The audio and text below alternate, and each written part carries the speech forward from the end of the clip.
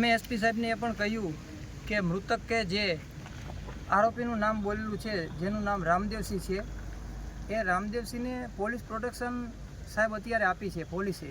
તો સાહેબે એસપી સાહેબે અમને એવું કહ્યું કે પોલીસ પ્રોટેક્શન મેં તો અહીંયાથી કંઈ પોલીસ પ્રોટેક્શન માટે સિટી પોલીસને કંઈ રજૂઆત કરી નથી, તો એ પોલીસ પ્રોટેક્શન આપે કેવી રીતે?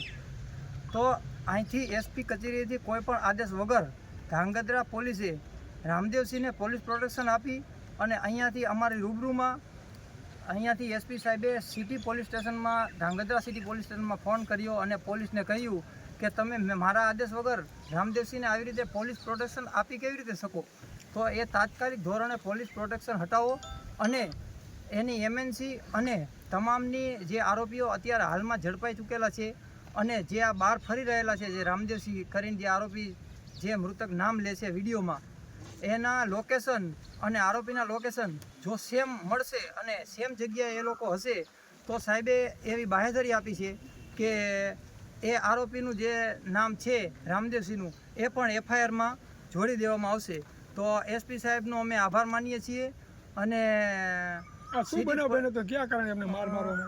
બનાવમાં તો ભત્રીજો જે છે લગભગ આશરે 1 તારીખની આજુબાજુ રાત્રે 2 વાગ્યાની આજુબાજુ એ ધાંગધ્રાની અંદર નીકળેલો અને અગાઉ એમને કાંઈ નાની મોટી માથાકૂટ થઈ હતી.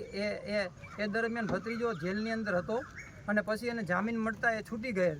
અને ભત્રીજો જ્યારે છૂટી ગયો ત્યારે અમને એવું જાણવા મળ્યું કે એની રેકી અમુક શખ્સો દ્વારા કરવામાં આવતી અને મોકો મળતાની સાથે જ અમુક શખ્સો જે ભત્રીજો ઘરે જ્યારે જઈ રહ્યો હતો, રાત્રે 2 વાગ્યા કે 3 વાગ્યાની આજુબાજુનો ટાઈમ હતો, 1 તારીખ હતી, એ તારીખે ઘરે જઈ રહ્યો હતો ત્યારે અમુક શખ્સો દ્વારા એના ઉપર જીવલેણ હુમલો કરવામાં આવ્યો અને ભત્રીજાને તાત્કાલિક ધાંગધ્રા દવાખાનામાં સરકારી દવાખાનામાં લઈ જવામાં આવ્યો.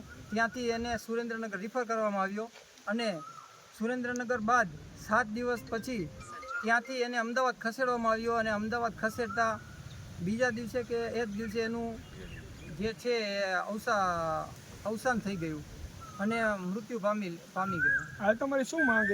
અમારી એ બસ એક જ માંગ છે કે જે આમાં હાલ તો 4 થી 5 આરોપી જે પોલીસે ઝડપી લીધા છે, એ સિવાયના જે આરોપી મૃતકે જેણે નામ લીધા છે એને પોલીસે નથી પકડ્યા અને પોલીસે એને ઉલટાની પ્રોટેક્શન આપી છે. તો અમારી પોલીસ તંત્ર પાસે એ માંગ છે કે તમે યોગ્ય કાર્યવાહી કરો અને અમને ન્યાય આપો. બસ આભાર. છોકરાની જબાની છે એમાં